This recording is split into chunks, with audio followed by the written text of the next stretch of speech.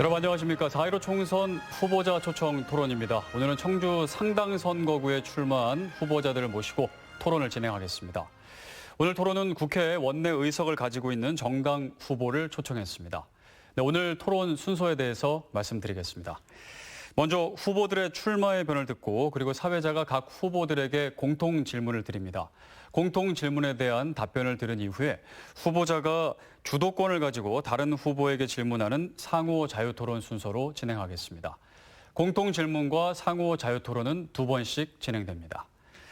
네, 후보들의 발언 순서는 사전 추첨에 의해 정해졌다는 점 말씀드리겠습니다. 네, 후보 소개해드리겠습니다. 민생당 김홍배 후보, 정의당 김종대 후보, 더불어민주당 정정순 후보, 미래통합당 윤갑근 후보 나오셨습니다. 어서 오십시오. 네, 반갑습니다. 네, 그럼 출마의 변을 듣겠습니다. 후보당 1분의 시간이 주어집니다. 앞에 있는 타이머를 잘 확인하셔서 시간 조절해 주시면 되겠습니다. 네, 먼저 민생당 김홍배 후보부터 해주시죠. 1분입니다. 안녕하십니까. 존경하는 청주 시민 여러분, 상당구 군민 여러분.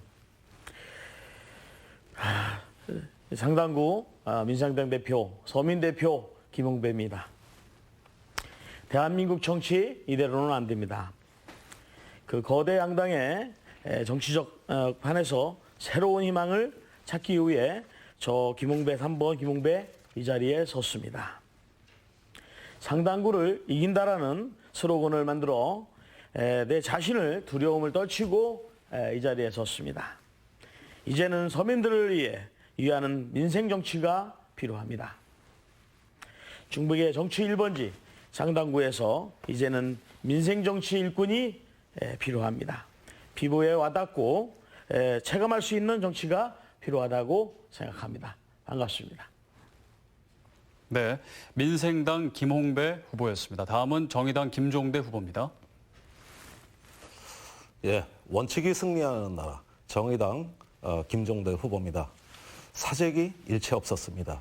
도시봉쇄 일체 없었습니다. 외출 금지도 없었습니다.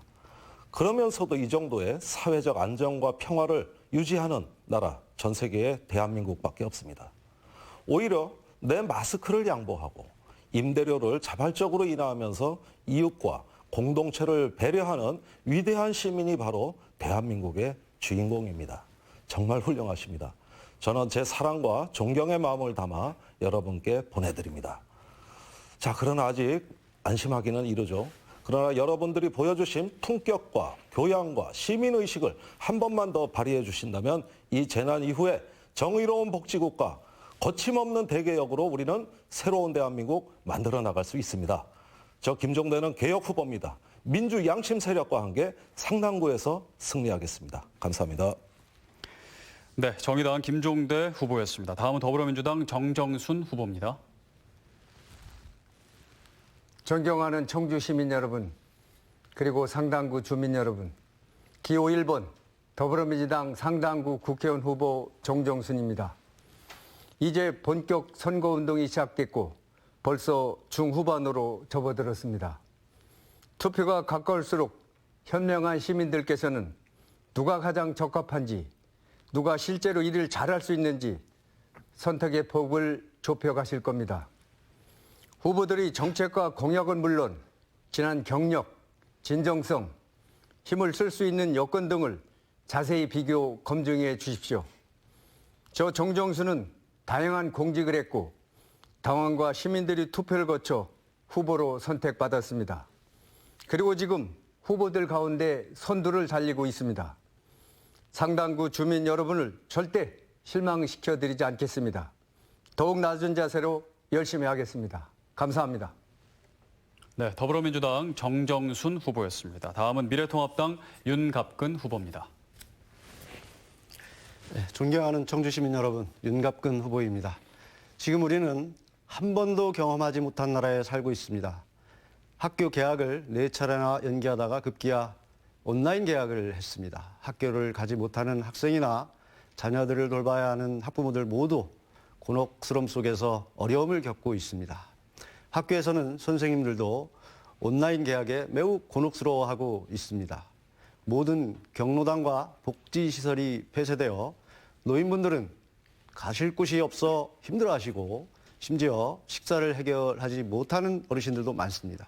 상가는 대부분 영업이 줄어 폐업의 위기에 몰려 있고 직원들은 해고, 일자리를 걱정을 하고 있습니다. 모두가 문재인 정권의 무능 탓입니다. 존경하고 사랑하는 청주 시민 여러분, 미래통합당 윤갑근 후보에게 힘을 실어주십시오. 나라다운 나라를 만들고 신명나는 청주를 만들겠습니다. 네. 감사합니다. 네, 미래통합당 윤갑근 후보의 출마의 변까지 들으셨습니다. 이제 공통 질문을 드리는 순서입니다. 후보당 1분씩 답변해 주시면 되겠습니다. 네, 그럼 첫 번째 공통 질문을 드리겠습니다. 상당구 남일면과 가덕면, 미원면 일대 전원주택단지가 무분별하게 조성되면서 여러 가지 문제가 발생하고 있습니다. 산림 훼손뿐만 아니라 다양한 환경 문제도 발생하고 있는데요. 전원주택단지 난립에 따른 대책은 무엇이 있을지 말씀해 주시면 되겠습니다. 먼저 김종대 후보부터 답변 부탁드립니다. 1분입니다. 네, 저는 이 질문에 대해서 4명의 후보의 큰 이견은 없다고 생각이 됩니다. 2014년 청주 청원 통합 이후로 산지 전형이 무려 4,084건, 그야말로 난개발이라고 해도 과언이 아닐 무분별한 개발이 주로 전원 주거주택 위주로 건설이 되고 있습니다. 자, 이것을 조금 더 짜임새 있게 생태 환경 보존, 개발이 균형 있는 방식으로 바뀌려면 경사도나 산림 밀도 등으로 산림 훼손을 평균에서 막고 있는데 이것을 조금 더 세분화해가지고 지켜야 될 곳, 개발해야 될 곳을 세부적으로 정해주자. 용적률 허용을 낮추고 낭비하는 산림의 면적과 위치를 구체화해주고 조경, 식재, 세부 계획도 제출받고 주차 대수 기준도 강화하는 등등 이런 조치를 통해 가지고 난개발을 촉진하는 것이 아니라 차단하는 대책으로 전환을 해야 된다. 개발이 불가피한 곳이 있다면 지구로 지정해서 집적시키는 방법도 있습니다. 네, 다음은 정정순 후보입니다. 네. 이 산지관리법상 임해 개발 경사도는 25도로 되어 있습니다. 다만 이제 통합 전에 옛날 청원 군 지역은 20도, 시지역 청주시는 15도로 차별화되어 있었기 때문에 상대적으로 군 지역의 개발이 많이 된 것으로 생각될 수가 있습니다. 따라서 2014년 통합이 되면서 문제가 되는 경사도 15도에서 20도까지 이 난개발 문제를 어떻게 해결할 것이냐 가지고 많은 고민을 했었습니다. 사실 개인의 재산 문제, 또 국토의 효율적인 이용 문제 이런 측면도 고려를 해야 되고 또 실제적으로 재해 오염성 여러 가지 측면도 함께 고려를 해야 되기 때문에 현재 시로서는 이러한 경사도가 급하다든지 7부 능선 이상이라든지 이런 지역에 대해서는 도시계획 심의를 반드시 거치도록 해서 앞으로는 난개발이 없도록 해야 될 것이라고 저는 보고 있습니다. 네, 다음은 윤갑근 후보입니다. 예. 먼저 큰 틀에서는 경사도, 산림 밀집도 등과 함께 경관을 고려한 체계적인 도시계획이나 특화된 공간 계획을 수립하는 것이 필요하다. 그 말씀을 드리고요. 그다음에 구체적으로 들어가서는 국토 이용 계획에 따른 용도 지정, 인허가 조건, 그리고 자치단체의 도시계획에 따른 여러 가지 조건들을 심도 있게 심사를 해서 이것이 실질화될 수 있도록 그 허가 단계에서부터 실질화될 수 있도록 해야 된다. 그리고 서류 심사에 국한하지 말고 현장 검증을 통해서 실제로 탁상 공론에 머물지 말아야 된다는 말씀을 드리고요. 산림 훼손하고 방치하는 경우들이 또 많이 있습니다. 이런 경우는 허가를 취소를 하거나 미개발할 경우 범칙금을 분과하는 문제도 검토해 볼 수 있습니다. 그리고 불법 행위에는 엄격 단속을 하고 불법 이익에 대해서는 환수하는 조치로 인해서 난개발에 따른 어떤 이익 향유를 차단해야 된다고 생각을 합니다. 네, 다음은 김홍배 후보입니다. 네. 우리 그 청원군 관련된 또 우리 5개면을 중심으로 이렇게 저도 한번 생각해 보았습니다. 우리 난개발과 산지 훼손은 두 가지 영역으로 볼 수 있습니다. 우리 전원주택지의 단지 개발이고 또 둘째는 자연을 파괴시키는 태양광 설비의 문제입니다. 저의 입장에서는 우리 가까이 남일면, 가덕면, 미연면 이렇게 야산을 훼손해서 난 지금 전원주택지로 이루어지고 잘 된 곳에 대한 형식이 아닌 지금 많이 지금 훼손시켜 놓고 많이 좀 그냥 놔두는 그 주변의 그 환경적인 피해가 가장 문제점이라고 저는 생각합니다.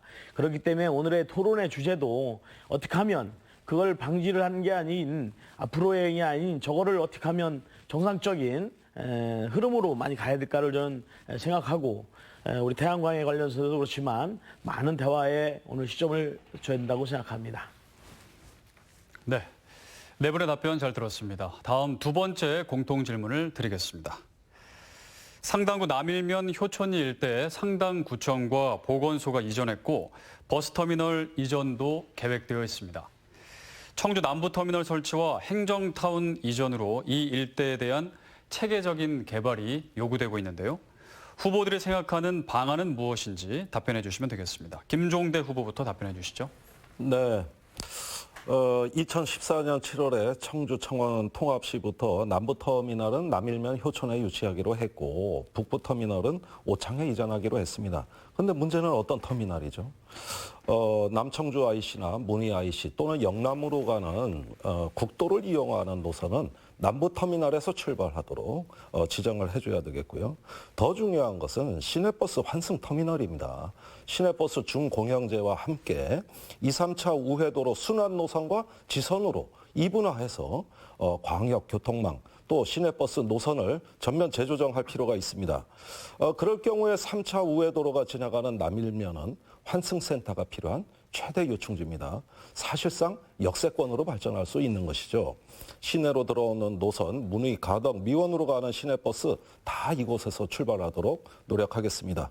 필요한 곳은 지구 지정을 하고 난개발을 막고 기존 주민의 주거권을 보장하는 방향으로 가겠습니다. 네, 다음은 정정순 후보입니다. 네, 새롭게 떠오르고 있는 동남 택지 개발지구를 포함한 상당구청 주변은 말 그대로 청주 동남권의 새로운 개발지입니다. 따라서 저는 이곳에 상업, 교육, 또 문화체육시설 등 다양한 시설을 잘 조화롭게 설치해서 난립되는 일이 없도록 확실히 해 나가야 된다 이런 생각을 하고 있습니다. 그래서 저는 공약을 남부 시외버스 터미널을 비롯해서 생활, 스포츠, 문화, 전시시설을 골고루 유치를 해서 시민들의 교통, 생활 편의시설을 확충해야 된다고 생각을 합니다. 이와 함께 오창 IC부터 무심 동로를 거쳐 문의 IC까지 연결하는 도로 확장을 조속히 해서 이쪽 부분에 획기적인 개발 기반을 확충해야 된다 이렇게 생각을 하고 있습니다. 어쨌든 19,000세대에 이르는 동남지구는 앞으로 청주의 신흥지역으로서 크게 성장할 것으로 기대하고 있습니다. 네, 다음은 윤갑근 후보입니다. 예. 네, 동남권 아파트 지구에서 고운 삼거리까지 이르는 그 지구에 우선 동남권에는 아파트만 들어서 있는 상태이고 남일면 일대에는 행정기관 일부가 들어서 있습니다. 아직 정리가 많이 필요합니다. 주거 환경도 어수선하고 주변 환경들도 아직 정리가 되지 않은 상태에서 체계적인 개발과 개선 작업이 필요하다. 그래서 우선 도로가 정비돼야 될 것이고요. 그리고 행정타운 배우도시로서의 기능을 강화하기 위해서 환경이 좀 정비돼야 된다. 생태 공간도 조성해야 되고 공원도 조성을 해야 되고 편의시설도 좀 확충이 될 것으로 보입니다. 상업시설이나 문화시설, 편의시설 등을 확보함으로써 주민들의 복지를 향상시킬 필요가 있다는 생각이고요.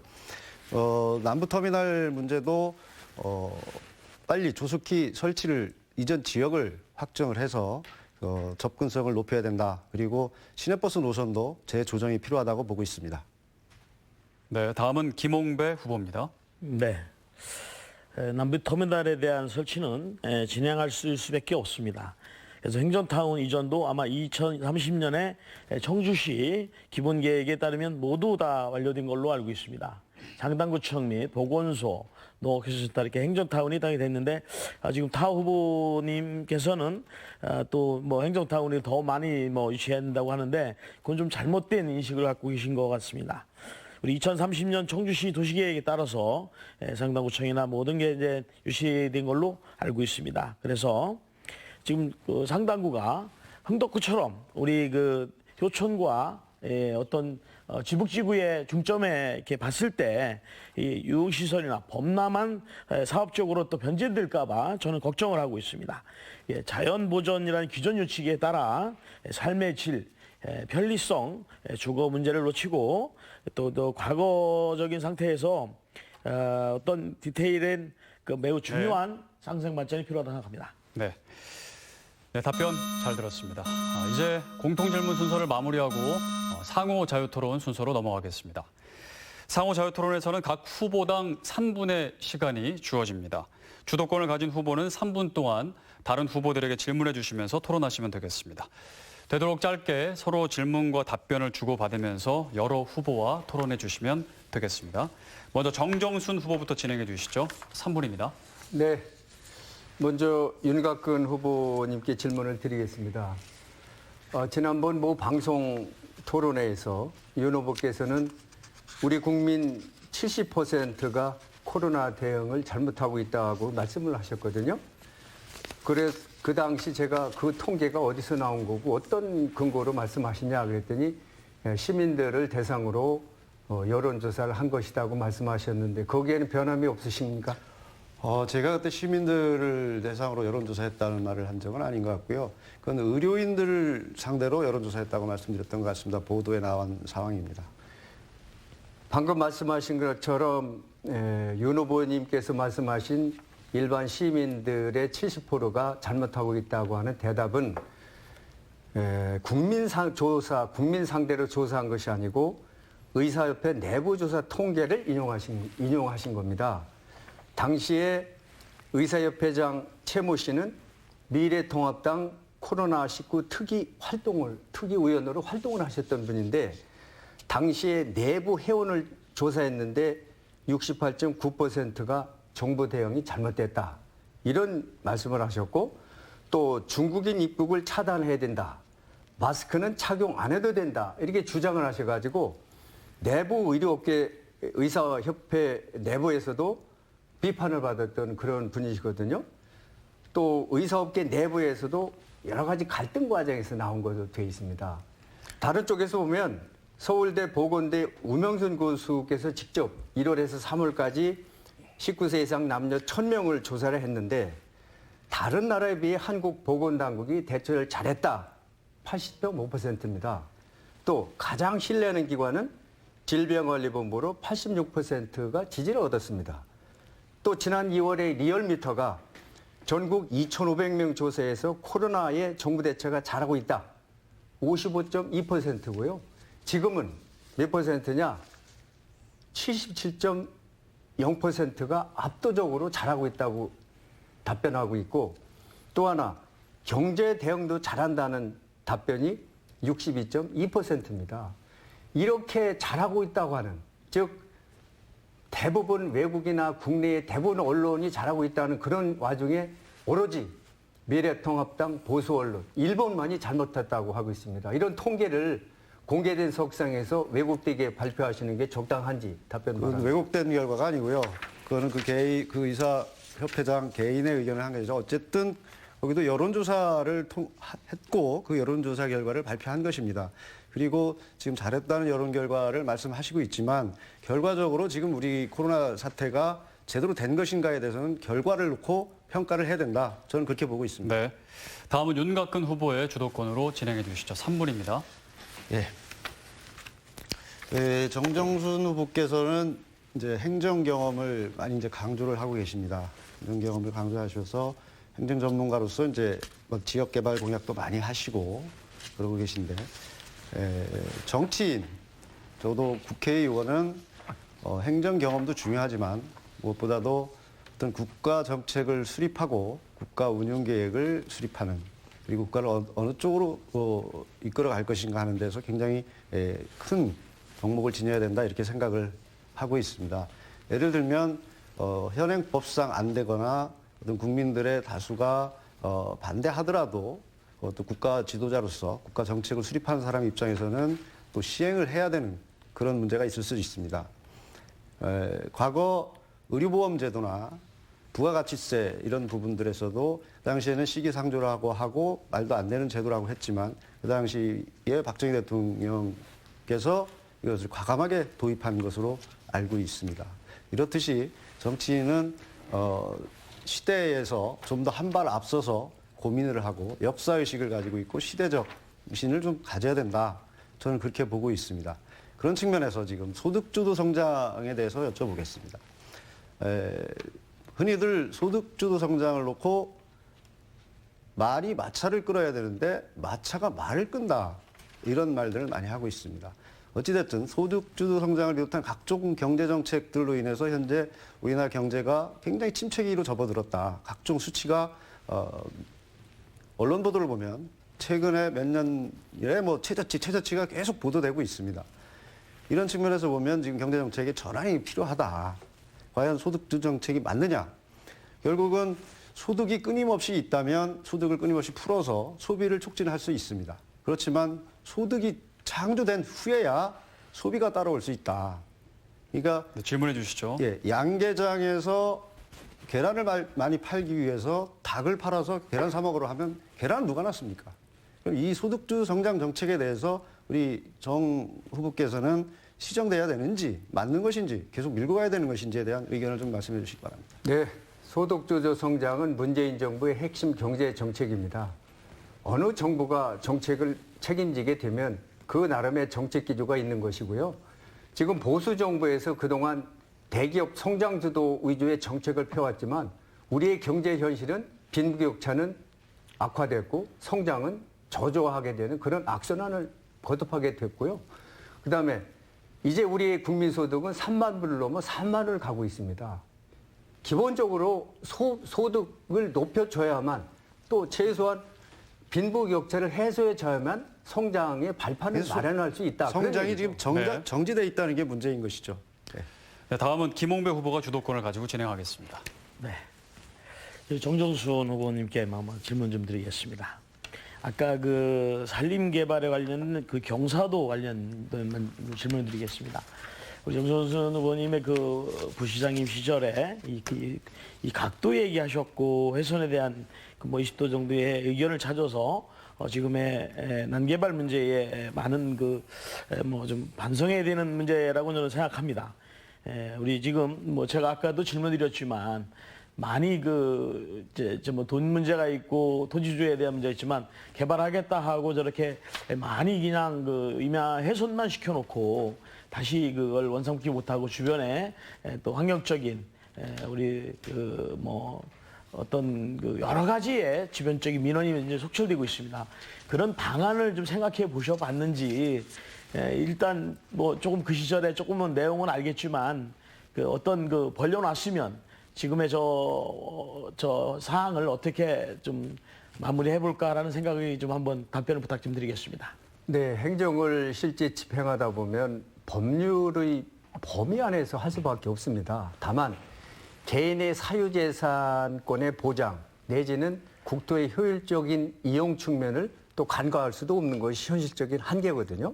따라서 아무리 자치단체가 개발을 방지하고 재오염을 축소한다고 하더라도 일정 부분 법에 저촉지지 않는 한 계속적으로 개발을 반대하거나 중단시킬 수 없는 일정 한계가 있습니다. 다만 그런 것은 일정 부분의 어떤 제도권 내에서 도시계획 심의를 거친다든지 어떤 다양한 그런 조건을 거는 이제 거친다든지. 교과적인 말씀이시고 글쎄, 그런 걸 통해서 정확한 거는 내가 질문을 던지면 거기에 대해 질문을 주셔야 됩니다. 왜냐하면 지금 훼손해 놓은 저 방향을 지켜만 봐야 되는지 아니면 어떠한 뭐 과거적인 그거는 어떻게 또 새로운 미래지향적으로 어떠한 방법으로 저걸 방안을 만들어야 될지가 중요하다라고 해서 시간이 좀 있습니다. 한번 그 생각한 시간을 한번 드리면서 그 벌려진 사항을 마무리하고 환경적인 방법, 지금 남일면과 가덕면에 많이 저렇게 훼손한 저 사항을 어떻게 마무리할 건가를 한번 대답해 주십시오.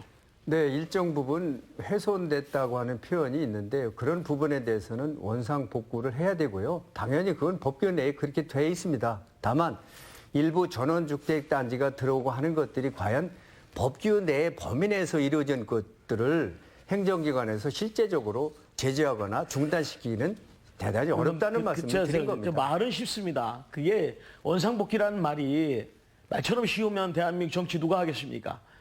뭔가 대안을 찾고 우리 환경을 파괴하는 저 시범적인 관계에서 이 토지주의 문제도 있겠지만 네. 많은 생각이 붙어있습니다. 네. 자, 다음은 김종대 후보 진행해 주시죠. 네. 아까 윤곽근 후보님 그 소득주도 성장에 대한 문제 제기 잘 들었습니다. 사실 시간당 임금은 올랐어요. 최저임금이 문재인 정부 첫 해 16% 올랐거든요. 당연히 이제 우리 어머니들이 아이들 밥상에 나물 반찬 하나 더 넣을 수 있게 그래도 많이 올랐습니다. 이듬해 7% 올랐습니다. 자, 이런 걸 이제 소득주도 성장이라고 하는데 그렇다면 이렇게 시간당 임금은 올랐는데 월소득은 어떠냐? 노동연구원 발표 자료를 보면은 시간당 임금은 올랐는데 월소득은 줄었어요. 그러니까 전체적으로 소득이 줄어들고 있는 겁니다. 그 중에서도 충청북도는 최악입니다. 제가 뭐 여러 방송에서 비정규직 그 확산이 그 주범이다. 이런 어떤 처방을 많이 말씀드렸고 대통령은 소득주도 성장 얘기하는데 민주당의 지방정부는 그 거꾸로 된 정책을 했거든요. 그래서 충청북도 더 악화됐죠. 그래서 일경 결과치로 보면은 저는 윤곽근 후보님이 이게 실패한 거 아니냐 하는데 일리가 있는 지적이다. 저는 이 점은 말씀을 드리는데 단지 그 원인에 있어서 문제입니다. 왜 아직까지 성공하지 못했는가? 왜 소득주도 성장은 평가받지 못하는가? 그 자체가 잘못이라고 말씀하시는 거거든요. 성장에 쏟아야 될 여력을 왜 그런데 최저임금에 시간 쏟고 52시간제에 시간 쏟느냐? 이렇게 말씀을 하고 계시는 거예요. 그런데 저는 그게 원인이 아니라는 것이죠. 그것보다는 우리나라 상위 1%가 갖고 있는 전체 자산이 거의 40%대. 재벌 기업들이 쌓아놓은 사내 유보금이 800조. 근데 재벌 개혁도 안 했고 금융 개혁도 안 했거든요. 우리 윤 후보님께서 저번 CBS 라디오 토론에서 그런 얘기 하신 적이 있습니다. 갑을 관계 개선해야 된다. 제가 그때 감사합니다 말씀드렸거든요.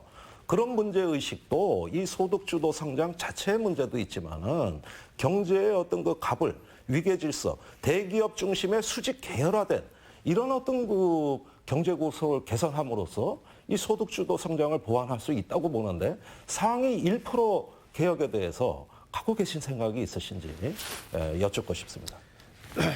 제가 이제 소득주도 성장에 대해서 말씀을 드리는 것은 결국은 소득이 있어야 성장이 되는 것이라는 말씀을 드리면서 지금 김종대 후보께서 말씀하신 상위 1%가 가지고 있는 부분들이 독점돼 있다. 이 부분을 잘 활용해야 된다는 취지로 받아들인다면 저는 소득과 성장과 분배 이게 선순환 구조로 가야 된다는 것은 동의를 합니다. 다만 분배가 이루어지는 게 먼저냐 소득이 먼저냐 소득이 생긴 후에 분배가 이루어져야 된다. 근데 소득이 있는데 지금 분배가 안 되고 있다. 이 시스템을 개선해야 된다. 이런 부분에 대해서는 적극 동의를 하는 바입니다. 예, 그러니까 나눠줄 어떤 성장시킬 소득이 없는데 뭔 소득주도 성장이냐 이 시간이 다 됐네요. 네. 네, 다음 상호 자유토론 때 말씀해 주시면 되겠습니다. 첫 번째 상호 자유토론을 이제 마치고 다시 공통질문을 드리겠습니다. 공통질문의 답변 시간은 1분입니다. 세 번째 공통질문입니다. 상당구는 청주의 옛 도심으로 무심천 원류와 지류를 가지고 있는 지역입니다. 지천 살리기를 통한 관광자원 개발이나 휴식 공간 제공 등에 대한 후보들의 계획은 무엇인지 말씀해 주시면 되겠습니다. 먼저 윤갑근 후보부터 답변해 주시죠. 1분입니다.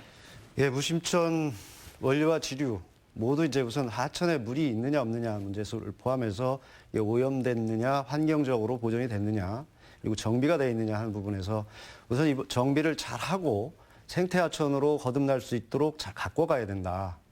그게 먼저 전제 조건이 돼야 되고 그 속에서 어떤 주민들 친화적으로 산책길이나 휴식 공간들을 조성함으로써 주민들이 쉽게 접근할 수 있도록 만들어야 되는 게 아니냐 이런 생각을 하고 있고요.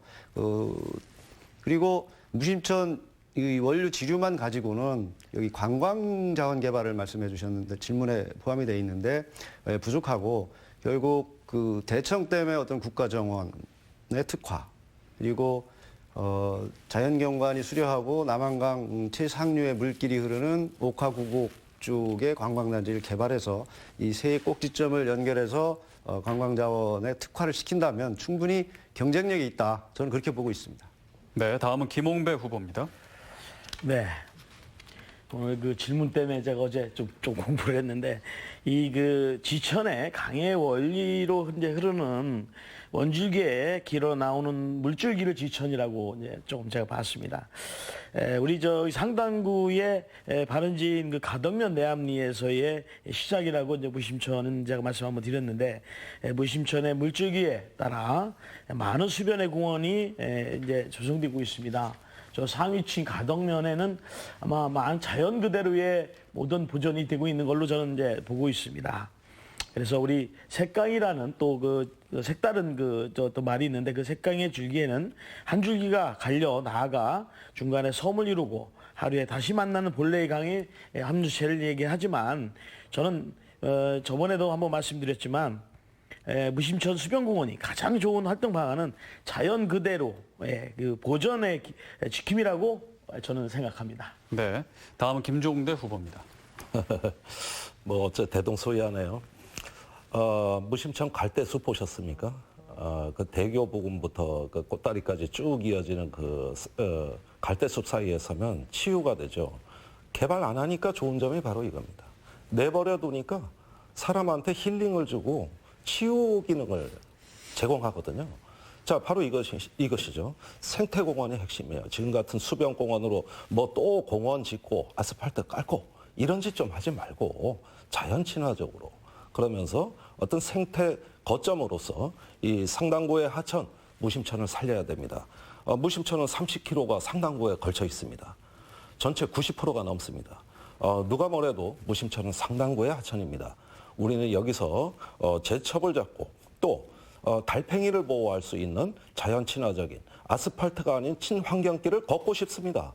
또다시 개발의 욕심을 내지 않고 지금과 같이 자연을 보호할 수 있는 생태공원으로 유지하자는 게 제 네. 생각입니다. 다음은 정정순 후보입니다. 네, 무심천 지키고 살려야죠. 당연히. 다만 우리가 무심천을 어떻게 보존하고 관리하고 나가야 될 거냐 고민을 많이 해야 됩니다.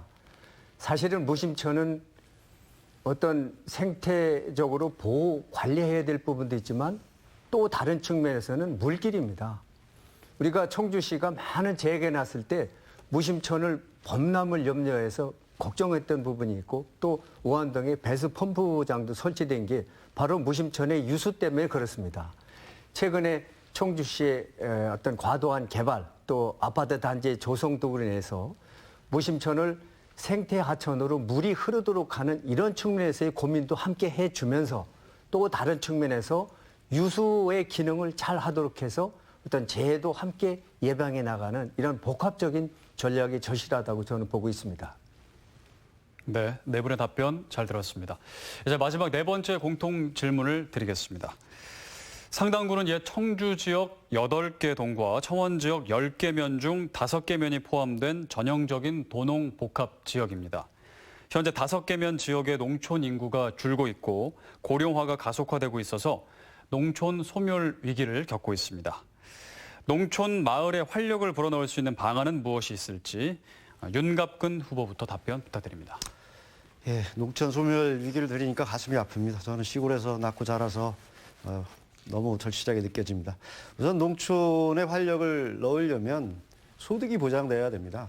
농촌의 소득이 보장돼야 되고 농촌에 거주하는 것이 불편하지 않고 정주 여건이 개선돼서 아무런 불편을 겪지 않아야 됩니다. 그래서 우선 소득을 어떻게 하면 보장될 수 있느냐. 지금 시골에 로컬 푸드나 영농법인들이 일부 운영이 되고 있습니다. 이런 부분들에 대한 지원을 확대하고 또 농산물 유통구조를 개선을 해서 농민들이 농사만 열심히 지면 유통에 대해서는 부담을 안 갖는 이런 부분들이 필요하다고 봅니다. 그리고 체험마을 등을 통한 외부인들을 유입할 수 있는 이런 동기도 만들어야 된다고 생각하고요.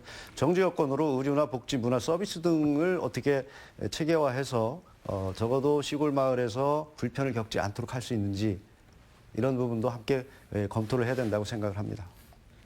다음은 김홍배 후보의 답변을 듣겠습니다. 네. 농촌, 우리 도농복합 지역의 그 상당구의 농촌의 자연 친화적 도시 농업을 통해 농촌 소득 증대 및 젊은 농촌화를 이루어야 한다고 생각하면서 저는 짧게 우리 젊은 그 농민들을 좀 이 농촌으로 받아들이기 위해서는 농사지면서도 뭔가 나이가 있고 세월이 있을 때의 보장, 농민 그래서 퇴직금 제도를 한번 해보려고 한번 생각하겠습니다.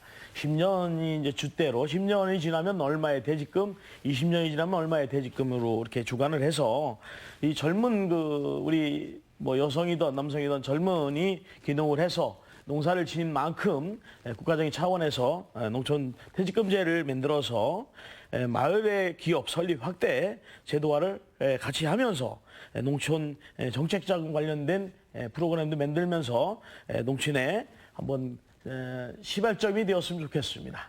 네. 네.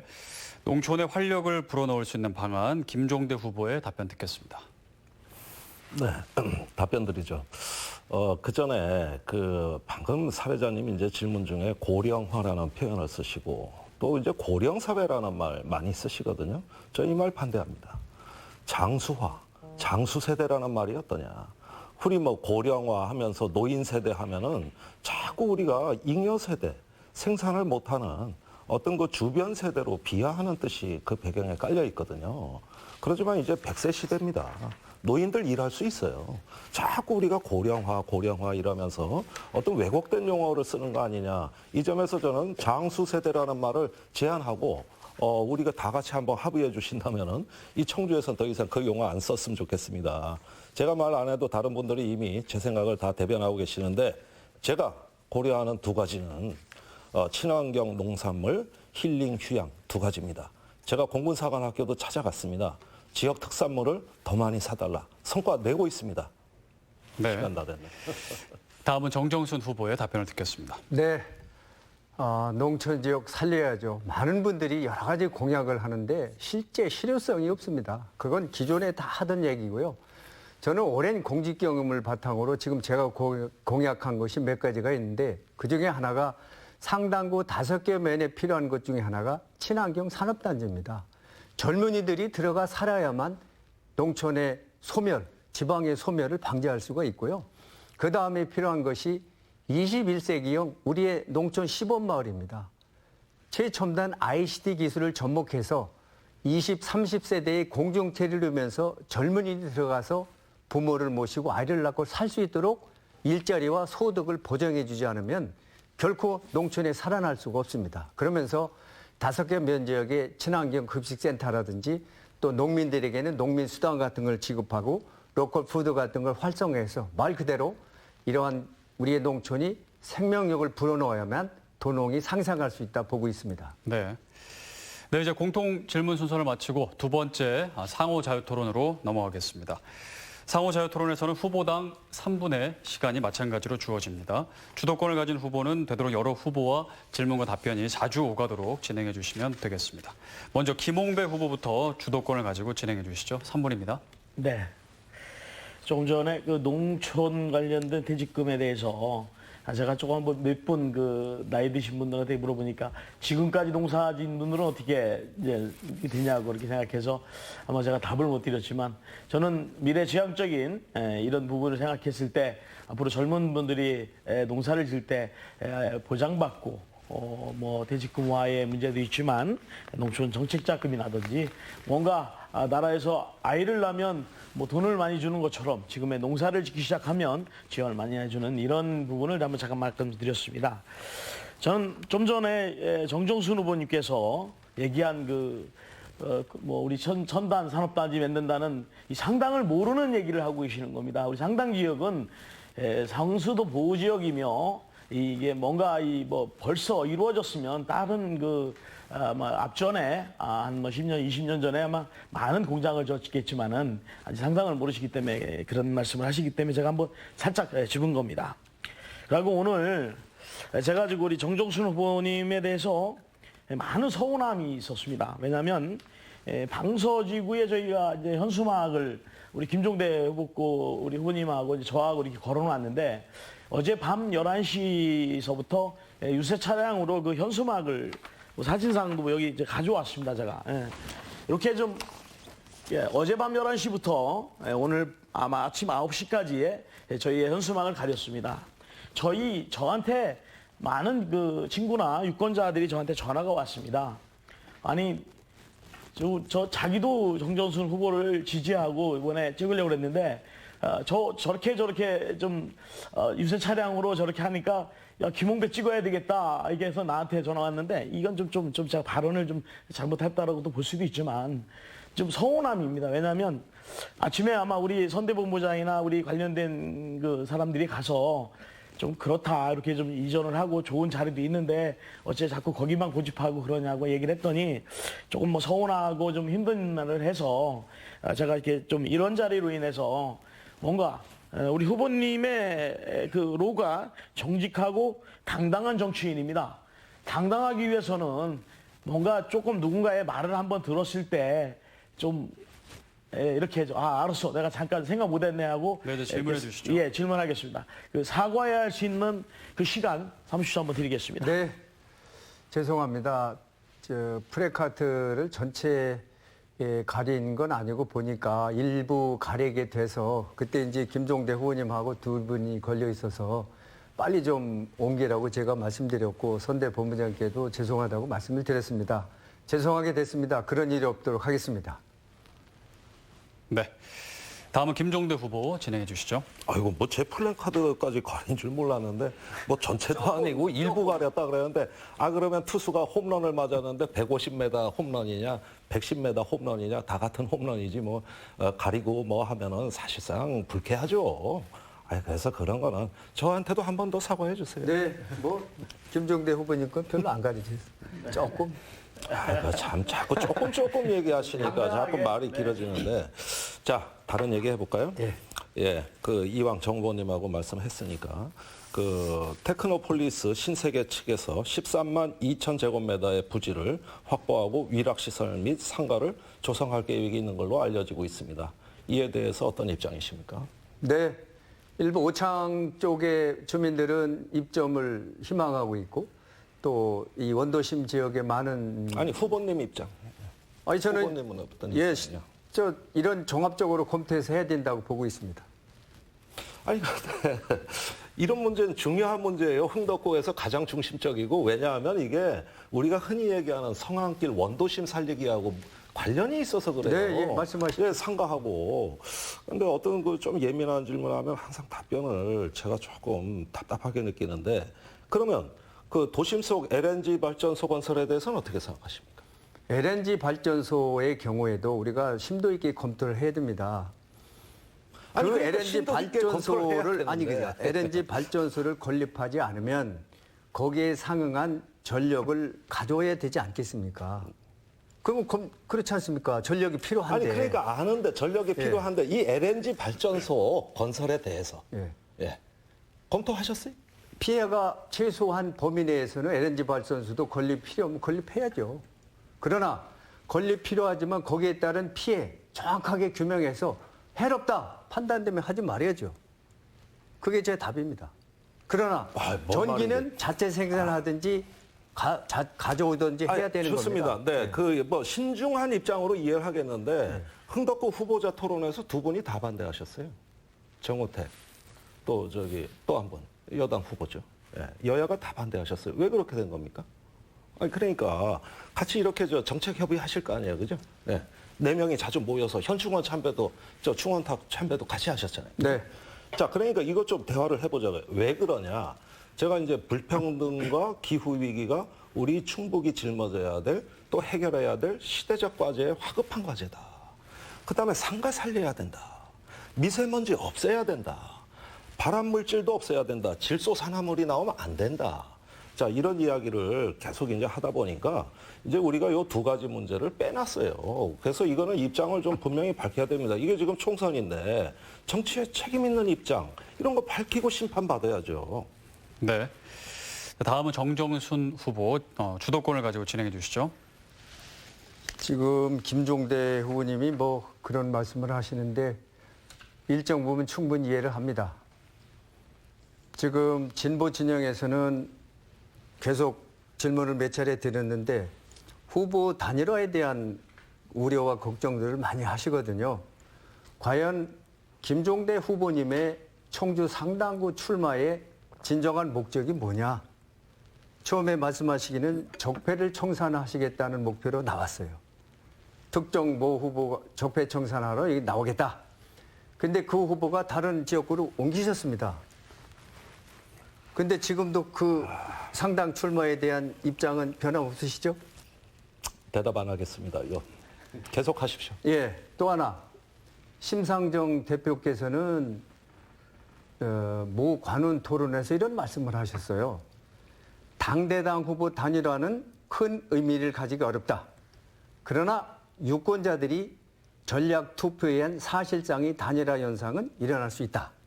기억합니다. 저는 이것은 후보는 당선 가능성 있는 후보를 진보 진영에서 밀어주고 당에 대한 투표는 일정 부분 정의당으로 투표를 하게 해서 어떤 원내 교두보 진출을 위해서 도와주도록 하는 것이 맞다. 결국 진보 진영에서의 후보의 난립은 결국 보수 후보에 당선하는데 그게 기여하는 이런 현상에 대해서 많은 진보 진영의 시민들이 걱정을 하고 계시는 걸 알고 계시죠? 참 제가 이거 정말 많이 참고 있습니다. 아니 비례정당 창당해서 지지해달라고 한 당이 누군데? 아니 후보는 지역구 후보는 민주당 찍고 비례는 정의당 찍어달라고 할 수도 있다. 이게 진보당 의견, 진보 진영의 많은 의견이다. 이렇게 또 말씀하시면 저 서러워서 못 살아요. 그동안에 거기 비례 정당 만들고 거기에다 적자 논쟁하는 어디 사생아 같은 짝퉁 정당까지 해서 이중대 삼중대 만들고 그래서 가고 계시는데 지금 무슨 정의당을 갖다가 아니 지금 당 대표도 그렇게 말씀하시는데 여기 보수 성향의 가난 상당부에 나오셔서 과연 김종대 후보님이 당선되실 가능성이 있느냐? 자, 그럼 한 가지만 제가 네. 말씀드릴게요. 저기 정 후보님 선거 시작하는 날부터 지금까지 질문 오로지 두 가지입니다. 첫째, 정의당 왜 들어갔냐? 지금 당에 5년 전에 들어가서 일하고 있는 후보한테 왜 정의당 들어가냐 이러고 그다음에 왜 출마했냐? 이건 이 얘기인데 많은 자, 주민들이 말씀하실 열심히 때마다 하는 후보가 말씀하실 지금 이제 뛰고 때마다 있는데. 노무현의 적통이고 아니, 김대동 그러면은 후보의 적통이라고 그때 출마를 그랬습니다. 하는데 그게 왜 숨쉬냐고 질문하는 거하고 똑같이 본래의 출마 동기가 맞지 않다는 말씀을 드린 거예요. 아, 그럼 결국은 상당부에 적폐가 없습니까, 지금? 끝까지 그거 물고 늘어지실 겁니까? 네, 정우택 의원만 적폐입니까? 시간이 다 됐습니다. 이제 마지막으로 윤갑근 후보의 주도권으로 진행하겠습니다. 3분입니다.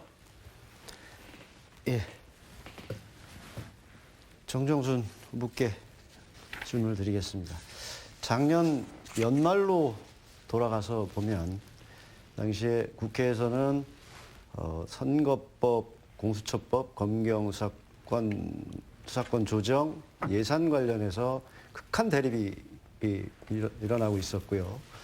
한편에서는 조국 전 법무부 장관 일가족 수사 그리고 울산 시장 부정선거 사건 유재수 공정위 국장 금감위 국장에 대한 감찰 수사 무마 사건으로 국민들이 극렬하게 분열돼서 다투고 있는 때였습니다.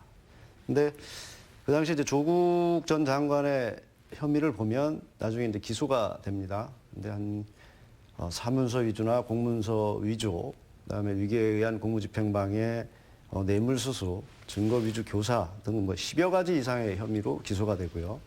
그 부인인 정경심 씨도 한 10여 가지 이상으로 구속 기소가 됩니다. 그리고 그 조카도 구속 기소되고 동생도 구속 기소되는 일이 발생을 합니다. 그런데도 불구하고 그런 혐의를 받고 있는 상태에서 무리하게 장관을 임명함으로써 국론은 국론대로 분열이 되고 장관도 오래 수행하지 못하고 본인도 엄청난 상처를 입습니다. 그 이후에 문재인 대통령께서 국민들에게 사과하는 것보다는 조국 전 장관에게 마음의 빚이 있다. 이런 말씀을 하셨거든요. 그러면서 이걸 고리로 이거와 함께 이제 어떤 개혁 입법이라는 미명하에 선거법, 공수처법을 통과시키기 위해서 4+1이라는 걸 만들었습니다. 지금 돌이켜 보면 결국은 정치적 목적을 위해서 여러 가지가 진행된 게 아니냐. 국민은 안중에도 없었다. 저는 그렇게 보고 있습니다. 지금 돌이켜서 보면 질문을 드리면 이게 조국 전 장관을 임명하는 게 맞았느냐, 이 범죄인에 대해서 만약에 그 당시에 정 후보께서 현역 의원이었다면 바른 말씀을 하실 수 있었느냐, 이런 걸 여쭤보고 싶습니다. 어떤 정부가 국민의 선택을 받으면 그 집권 여당이나 정부 정책을 일정 부분 협력해야 되는 게 당연합니다. 그게 정당 정치이기도 하고요. 그런데 미래통합당 전신인 자유한국당의 경우에는 20여의 뽀이꼬트와 함께 사사건건이 협조를 한 게 없어요. 도저히 안 되니까 4+1이라는 체제를 만들어서 독주를 제재할 개혁 입법을 방법이었으니까 하려고 숫자에 했던 밀려서 거거든요. 그런 거죠. 사실은. 예. 그런 측면에서 보면 그건 네. 대통령의 인사권의 문제로서 제가 답변을 주어진 시간이 다 됐습니다. 네, 아쉽지만 이제 오늘 토론을 마무리할 시간이 됐습니다. 마지막으로 후보당 1분씩입니다. 네, 1분씩 유권자 여러분들께 마무리 발언을 해주시길 바랍니다. 이번에는 정의당 김종대 후보부터 마무리 발언 해주시죠. 예, 준비된 발언이 있었습니다만은 우리 정정순 후보의 토론 자세, 태도에 대해서 상대방을 존중하지 않고 어떻게 하면은 모욕적인 발언을 계속 반복적으로 하는가에 대해서 심히 유감을 표명하지 않을 수 없습니다. 이러면 저도 생각이 있습니다. 지금까지 저한테는 많은 선배시고 저는 존중을 했습니다만은 오늘부터 제 인내심 바닥났다는 거 분명히 말씀드립니다. 저기 그 정정순 후보께서는 매번 토론 때마다 보수의 본색을 잘 드러내십니다. 우리 사회 불평등 문제, 비정규직, LNG 발전소 환경 문제, 또 스타필드, 저 골목 상권 죽이는 문제 뭐 하나 똑바로 대답하신 적 없어요. 진보의 의제에 대해서는 그처럼 무색무취하면서 또 진보 진영의 대표라고 언론 때 인사말 하시고 그러면은 우리 저 주민들은 이렇게 왔다 갔다 하는 후보 어떻게 믿고 찍습니까? 진보가 뭔지 다시 한번 주민들 똑똑히 봐주십시오. 감사합니다. 다음은 더불어민주당 정정순 후보입니다. 저도 상당히 서운합니다. 저를 민주당의 대표 주자를 보수라고 언론에서 말씀하시는 것이 온당한 정치인의 자세인지 저도 대단히 유감스럽습니다. 민주당과 정의당이 진보고 미래통합당과 민세당이 보수라는 것은 청주 시민 대부분이 알고 있는 이 사안을 놓고 또 말끝마다 노무현, 김대중의 적자, 적통이라고 강조해오신 후보께서 정정순이는 보수고 본인이 진보라고 하는 말을 서슴없이 하는 것에 대해서 심히 유감스럽게 생각합니다. 저는 많은 진보 진영에서 오직 상당구만 진보 진영에서 두 후보가 나와서 결국 보수 후보에 당선하는데 크게 기여하는 이런 일에 대한 안타까운 많은 진보 진영의 의견을 이런 토론에서 제시한 걸 가지고 개인적으로 한다는 것은 유감스럽습니다. 네. 감사합니다. 다음 미래통합당 윤갑근 후보입니다. 네, 존경하는 청주 시민 여러분, 우리 지금 나라는 절체절명의 벼랑 끝에 서 있습니다. 경제는 침체돼 있고 사회는 극도의 분열과 혼란을 거듭하고 있습니다. 소상공인들은 줄도 다니고 일자리가 없어지고 있습니다. 국민들의 건강과 안전도 위협을 받고 있습니다. 왜 이렇게 되었습니까? 무엇보다도 정치의 잘못이 크다고 생각을 합니다. 문재인 정권의 독선과 오만에 가득 찬 국정운영과 무능과 위선 때문입니다. 지금 바로잡지 않으면 기회가 없습니다. 문재인 정권의 준엄한 심판을 해야 합니다. 기호 2번 미래통합당 윤갑근을 선택해 주십시오. 문재인 무능 정권 심판하고 절체절명 벼랑 끝 대한민국을 살리겠습니다. 정의와 공정이 바로 서는 반듯한 나라를 만들겠습니다. 풍요로운 삶, 살고 싶은 고장, 안전과 행복, 통합과 상생, 그리고 자랑스러운 세계 시민의 길을 열겠습니다. 감사합니다. 네, 마지막으로 민생당 김홍배 후보입니다. 네. 오늘 토론회에서도 보다시피 거대 양당의 서로 서운함과 서로의 분쟁만 앞서갑니다. 서민 대표, 김홍배 후보, 지금 청주시, 존경하는 청주 시민께 말씀드리고 상당 국민께 말씀드리겠습니다. 미래를 걱정하고 지금 현실을 걱정해야 되는 이 시기에 저런 낭파적인 싸움만 하고 있어서 저는 가슴이 아픕니다. 우리 상당구에 상생과 희망이 있는 그런 국회의원이 있어야 된다고 생각합니다. 제 자신은 우리 상당구가 이긴다라는 제 자신과의 이김 속에서 오늘의 토론과 우리 정치 상당 구민 앞에서 약속을 드리겠습니다. 저는 발로 뛸 수 있고 누구 원망하지 않습니다. 최선을 다할 수 있는 국회의원 후보로서 멋진 모습 보여드리겠습니다. 저에게 힘과 용기를 주실 것을 간곡히 부탁드리겠습니다. 감사합니다. 네, 이제 오늘 토론을 여기서 마무리하겠습니다. 긴 시간 함께해 주신 시청자 여러분, 또 상당구 유권자 여러분 감사드립니다. 네, 오늘은 청주 상당 선거구에 출마한 후보자들을 모시고 토론을 진행했습니다. 오늘 토론이 여러분의 선택에 도움이 되셨기를 바랍니다. 4.15 총선 후보자 초청 토론 여기서 마치겠습니다. 함께해 주신 여러분 고맙습니다.